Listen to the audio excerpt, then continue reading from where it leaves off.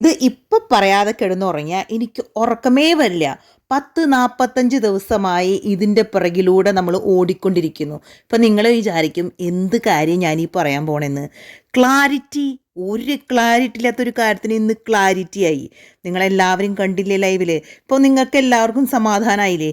ഭയങ്കര നമ്മൾ എന്തുമാത്രമാണ് ഗബ്രീനും ജാസ്മിനും തെറ്റിദ്ധരിച്ചത്. ചില ആളുകൾ പറയും ഫ്രണ്ട്ഷിപ്പാണെന്ന്, ചില ആളുകൾ പറയും സിറ്റുവേഷൻഷിപ്പാണെന്ന്.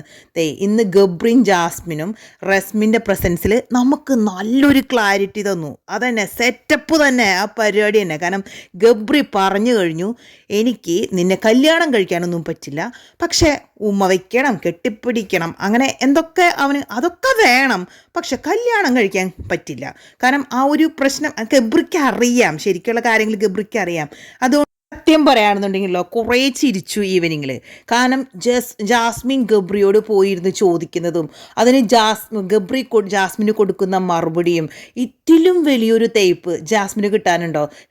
കുറേ ആളുകൾ ഇന്ന് മലയാളികൾ എവിടെയൊക്കെ ബിഗ് ബോസ് ഷോ കാണുന്നുണ്ടോ അവരെല്ലാവരും കൈ കൊട്ടി ചിരിച്ചിട്ടുണ്ടാവും എന്ന് പറഞ്ഞാൽ അതിന് ഒരു സംശയമില്ല.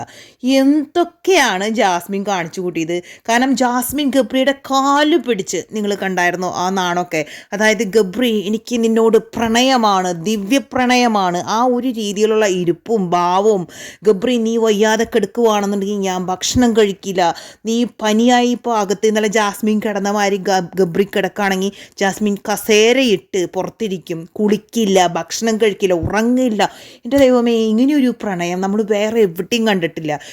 ജാസ്മിൻ്റെ മാക്സിമം ട്രൈ ചെയ്തു. കാരണം ജാസ്മിനെ സംബന്ധിച്ചിടത്തോളം ഗബ്രിയെ വീഴ്ത്തി ഗബ്രിക്ക് തന്നോട് പ്രണയമാണെന്ന് പറഞ്ഞിട്ട് വേണം അടുത്തതിലേക്ക് പിടിക്കാനായിട്ട്. പക്ഷേ ഗബ്രി ഒരു നിലയ്ക്കും പിടി കൊടുക്കുന്നില്ല. എനിക്ക് ബലമായ സംശയമുണ്ട് ഗബ്രിയോട് കാര്യങ്ങൾ ആരോ കൃത്യമായി പറഞ്ഞു കൊടുത്തിട്ടുണ്ട്. അതിൻ്റെ പേരിൽ തന്നെ നീ എന്നെ ഇത്രയുമാക്കിയില്ലേ, നിനക്ക് ഇങ്ങനെ ഒരു പണിയിൽ ഞാൻ തരണ്ടേ, ആ ഒരു കാര്യമാണ് എനിക്ക് ഓർമ്മ വന്നത്. ഇനിയും എല്ലാം കഴിഞ്ഞ് ജാസ്മിനെ ഇതിലും വലിയൊരു തേപ്പ് കിട്ടാനില്ലെന്ന് നമുക്ക് മനസ്സിലായി. എല്ലാം കഴിഞ്ഞതിന് ശേഷമുള്ള ഗബ്രിയുടെ അടുത്ത സിനാരിയോ അത് നിങ്ങളെല്ലാവരും കണ്ടില്ലായിരുന്നോ? അതായത് ജാസ്മിൻ ഇനി ഗബ്രിയെ പ്രണയത്തോടുകൂടി, അതായത് കണ്ണുകളിലൂടെ പ്രണയം പറയുന്നു. എന്ത് തേങ്ങണവോ അത് പറയില്ല എന്ന് പറഞ്ഞതിൻ്റെ പേരിൽ ഗബ്രിക്ക് പെട്ടെന്നൊരു അസുഖം വന്നു.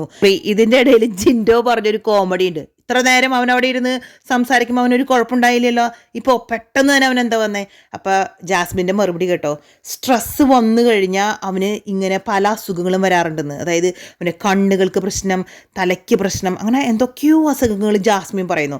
സത്യത്തിൽ സ്ട്രെസ്സ് ഇറങ്ങിപ്പോകുന്നതിൻ്റെ സിംറ്റംസ് ആണ് ഗബ്രിക്ക് വന്നതെന്ന് എനിക്ക് മനസ്സിലായി. കാരണം ജാസ്മിനെ നൈസായിട്ട് പറഞ്ഞ് സൈഡിലേക്ക് ഒതുക്കി ഗബ്രി, നമ്മൾ പറയത്തില്ലേ, തലയിലുള്ള ഏറ്റവും വലിയ കുരിശ് എടുത്ത് കളഞ്ഞ് ഇനിയെങ്കിലും എനിക്കൊന്ന് സ്വതന്ത്രമായി ബിഗ് ബോസ് ഹൗസിൽ സമാധാനത്തോടുകൂടി ജീവിക്കാം, ആ ഒരു പരിപാടി തന്നെ കേട്ടോ. ഗബ്രി ഇത് തന്നെ ചെയ്യണമെന്ന് നമ്മളൊക്കെ ആഗ്രഹിച്ചു. കൃത്യമായി ജാസ്മിന് അത് തന്നെ കിട്ടും ചെയ്തു.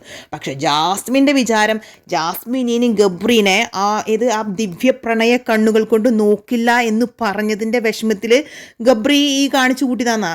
നമുക്ക് കാര്യം പിടി കിട്ടി. ഗബ്രി ആരാ മോൻ? 1-2 കാര്യം കൂടി. അപ്പോൾ ഇതൊക്കെ ഒരു 10-20 മിനിറ്റ് ഈ കോമഡി ഷോ നിലനിന്ന് പോകുന്നുണ്ടായിരുന്നു. അതിനുശേഷമുള്ള നിങ്ങൾ ഗബ്രീനും ജാസ്മിനും നോക്ക്, ഇപ്പോൾ ഒരു റാപ്പ് ഉണ്ടാക്കിക്കൊണ്ടിരിക്കുകയാണ്. കാരണം എന്ന് വെച്ച് കഴിഞ്ഞാൽ ഞാൻ നിങ്ങളോട് പറഞ്ഞില്ലേ, ഇതെല്ലാം ഒരു സ്ട്രാറ്റജി, എല്ലാം ഗെയിമിൻ്റെ പാട്ട്. പാളിപ്പോയ ആ ഒരു കോംബോ തിരിച്ച് പിടിക്കാനോ അല്ലെങ്കിൽ ഞങ്ങൾ അങ്ങനെയൊന്നുമല്ല. അതായത് ഇപ്പോഴേ വൈറ്റ് വാഷ് അടിച്ച് തുടങ്ങിയാൽ ഇനി കുറച്ച് ആഴ്ചയും കൂടിയല്ലേ ഉള്ളൂ. അപ്പോൾ നന്നായി വൈറ്റ് വാഷ് അടിച്ചാലാണ് ഇനി ഒന്ന് പുറത്തിറങ്ങി നിവർന്ന് നിൽക്കാൻ പറ്റത്തുള്ളൂ. നിവർന്ന് നിൽക്കുന്ന കാര്യമൊക്കെ കണക്ക് തന്നെ, നമുക്കത് കൃത്യമായിട്ടറിയാം. എന്നാലും ഇന്ന് എല്ലാ മലയാളികളും ബിഗ് ബോസ് ഷോ കാണുന്ന എല്ലാവരും ഇന്ന് കിടന്നുറങ്ങും. കാരണം ക്ലാരിറ്റി എന്നും പറഞ്ഞുകൊണ്ട് ഇത്രയും ദിവസം നമ്മൾ അലയുകയായിരുന്നു. സോ ഇതിനൊരു ക്ലാരിറ്റി വന്ന കാര്യം ഗബ്രിൻ ജാസ്മിനും ചിലപ്പോൾ ഇന്ന് ഉറങ്ങില്ലായിരിക്കും. കാരണം മോർണിംഗ് ആകുമ്പോഴേക്കും ഇന്ന് പിടിച്ച ക്ലാരിറ്റി നാളെ പോകും. ഇതൊരു പ്രത്യേക സിസ്റ്റമാണ്. അതുകൊണ്ട് വലിയ പ്രതീക്ഷയൊന്നും നിങ്ങൾ വെക്കേണ്ട. ഇപ്പോൾ ഒരു ക്ലാരിറ്റി ആയി എന്നുള്ള സമാധാനത്തോടെ എല്ലാവരും ഓടി അങ്ങോട്ട് പോയി കിടന്നുകൊണ്ട് ഉറങ്ങിക്കോ.